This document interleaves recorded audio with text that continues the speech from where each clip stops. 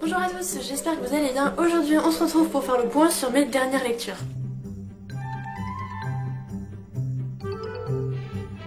Alors la dernière fois je vous quittais avec Le secret de l'inventeur, c'est écrit par Andrea Kremer, c'est disponible chez Lumen et il est au prix de 15 €. Je ne l'ai plus dans ma possession, c'est pour ça que je vous mets la couverture ici. En fait, donc je vous l'avais présenté, mais je ne l'ai plus parce que je l'ai passé à Kevin de la bibliothèque de Mr. Kev, parce qu'il se rend au salon du livre de Paris le 21 mars. Et malheureusement je ne peux pas y aller, donc ça me chagrine un petit peu parce que l'auteur y était et que Le secret de l'inventeur est pour moi un quasi coup de cœur. Je lui ai mis, je crois, entre 4,5 ou 4,75 sur 5, je ne sais plus. Et c'était vraiment une auteure que je souhaitais rencontrer et il a très gentiment accepté de me le prendre et de me le faire dédicacer. Donc si tu passes par là, Kevin, merci beaucoup, ça me fait vraiment très plaisir. Parce que voilà, j'ai adoré cette lecture, j'en attendais beaucoup et en même temps pas forcément. L'histoire est vraiment très intéressante, ça se passe dans un 19e siècle vraiment revisité en fait, où l'Empire britannique a l'emprise sur des espèces de colonies ou de peuples en Amérique en fait, aux États-Unis, et vous avez une bande d'adolescents qui sont cachés dans des catacombes, en attendant que leurs parents fassent une sorte de révolution puisqu'ils sont dans la résistance en fait, et ces jeunes qui sont surveillés, gardés, enfin occupés par les plus grands, donc qui ont entre à peu près 17-18 ans dans ces eaux-là. Il va y avoir l'héroïne qui est vraiment très chouette. Je ne parviens plus, voilà, Charlotte, elle s'appelle Charlotte et je l'ai vraiment adorée. Le personnage masculin de Jack est formidable.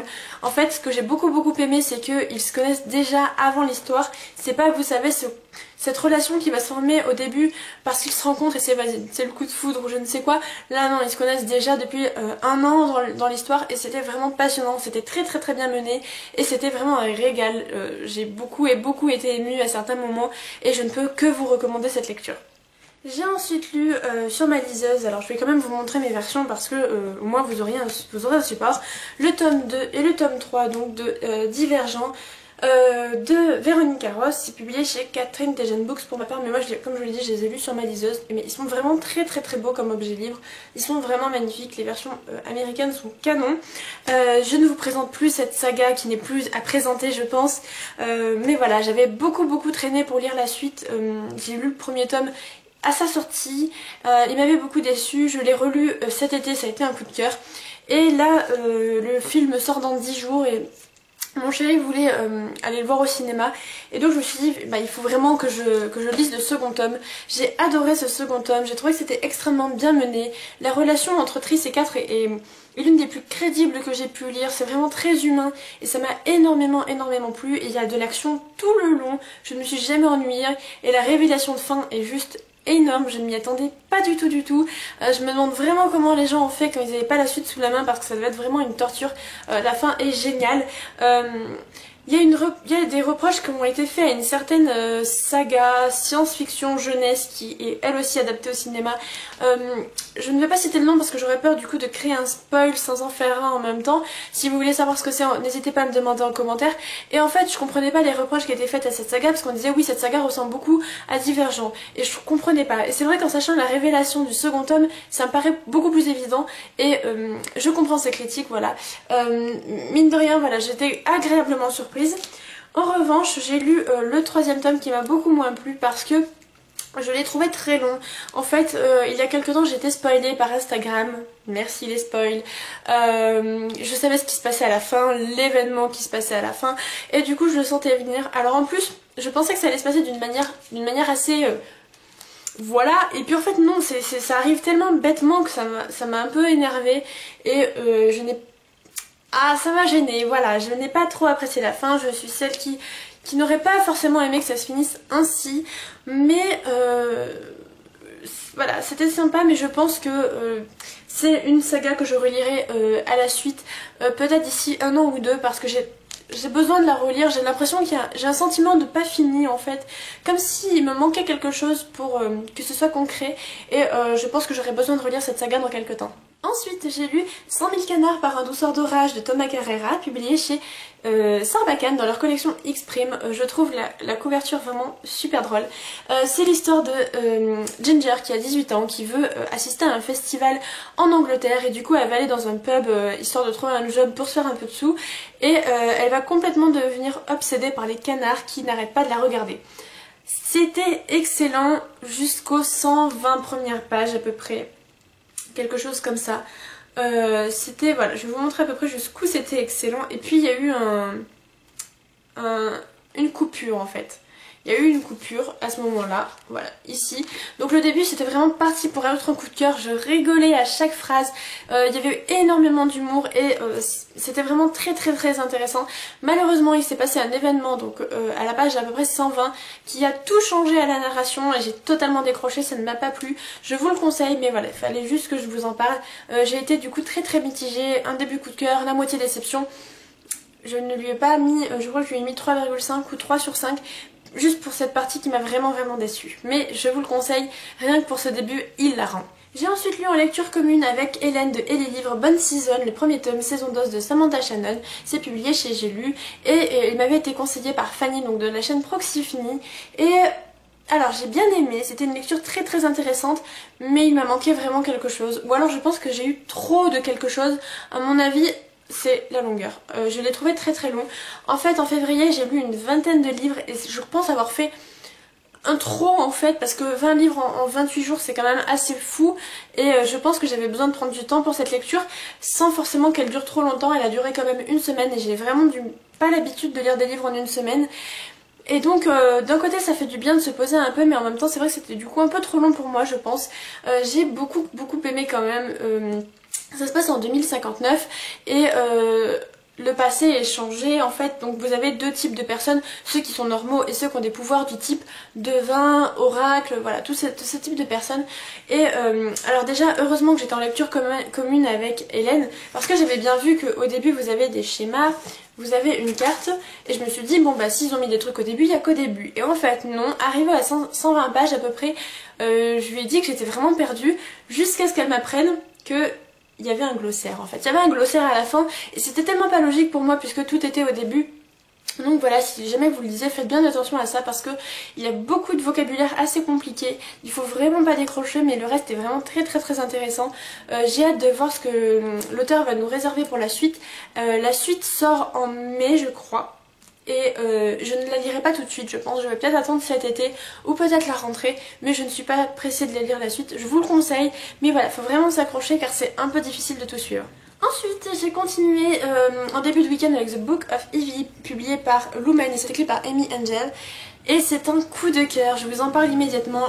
J'en parle pas trop non plus parce que je pense faire une vidéo parlant coup de cœur. Ce livre m'a bouleversée. Alors en fait, ça se passe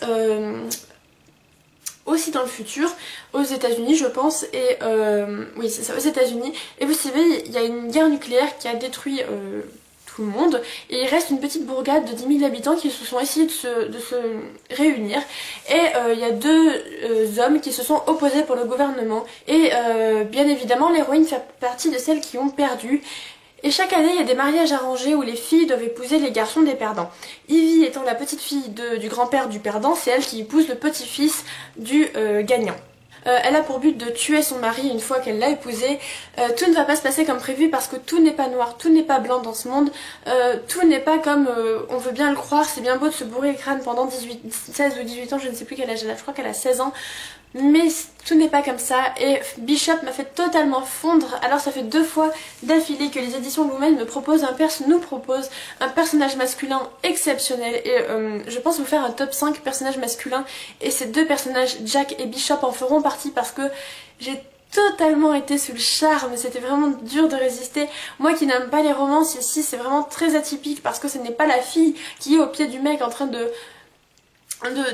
s'imaginer avec lui. Au contraire, c'est vraiment très intéressant et c'était vraiment très beau. Et j'ai pleuré pendant les 50 dernières pages parce qu'il se passe des trucs à la fois très beau et en même temps des fois très triste et ça m'a beaucoup touchée, je vous le conseille énormément.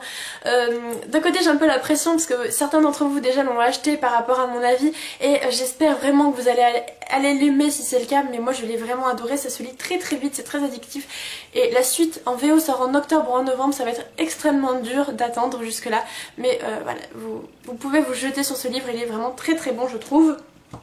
J'ai continué mon week-end avec Les Chevaliers du Subjonctif et La Révolte des accents d'Eric Orsena, c'est publié chez Les Livres de Poche et vous pouvez les trouver en grand format chez Stock, ils coûtent à peu près 5 € chacun. Et il y a un 4e tome qui s'appelle La Fabrique des mots que je vais l'emprunter à la médiathèque. Alors dans ces 2 tomes on continue à suivre Jeanne sur l'île des mots, donc l'archipel des mots. Alors vous savez que La grammaire est une chanson douce, c'est un livre qui m'a beaucoup plu. Si vous voulez que je vous parle un peu plus de ces livres, n'hésitez pas à me le dire, ça sera avec grand plaisir. Et donc dans celui-ci, Jeanne va explorer l'île du subjonctif, des rêves, de la passion, de ce qu'on espère et de ce qui nous fait vivre. Et c'était vraiment une très bonne manière, je pense, d'aborder le subjonctif, ça m'a beaucoup plu.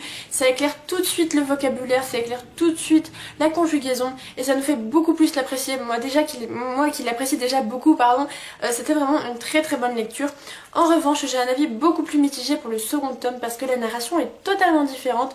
On est dans quelque chose d'assez jeunesse ici et je trouve que ça collait bien avec l'ambiance du livre, tandis qu'ici on a vraiment un changement de ton et aussi de forme, en fait ça se voit beaucoup par rapport aux autres, c'est écrit plus petit et il y a plusieurs dessins mais il y a vraiment un changement qui m'a déstabilisée et donc ici ce sont les accents qui se révoltent parce qu'on ne les utilise plus ou pas correctement et du coup j'ai trouvé ça très intéressant mais malheureusement je n'ai pas autant accroché que le premier tome, c'est celui que je vous conseillerais le moins.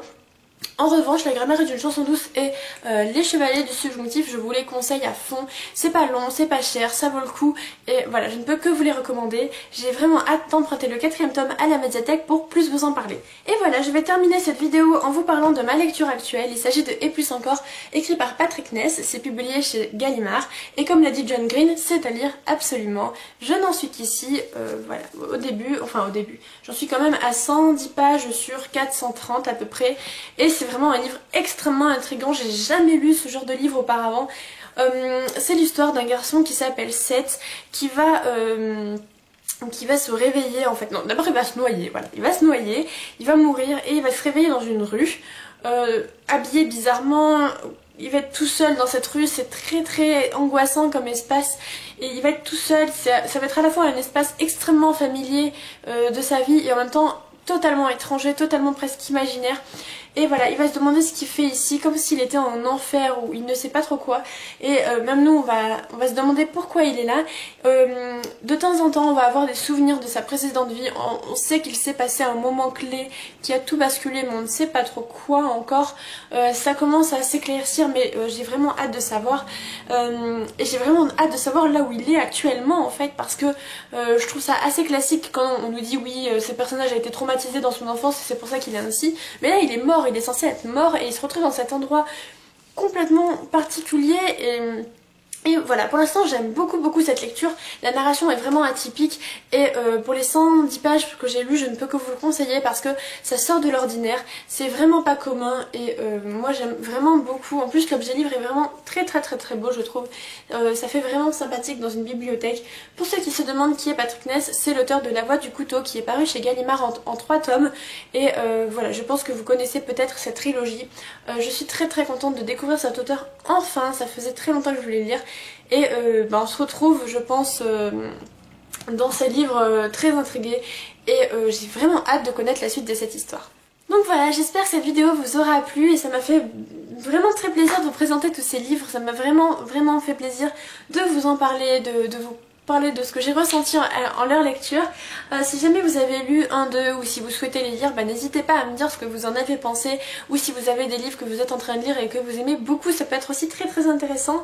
Et voilà, n'hésitez pas à me laisser un petit commentaire, j'y répondrai avec grand plaisir ou à vous abonner si ce n'est pas fait pour suivre mes autres vidéos, ça me ferait voilà aussi extrêmement plaisir. Sur ce, je vous fais de gros bisous, bye.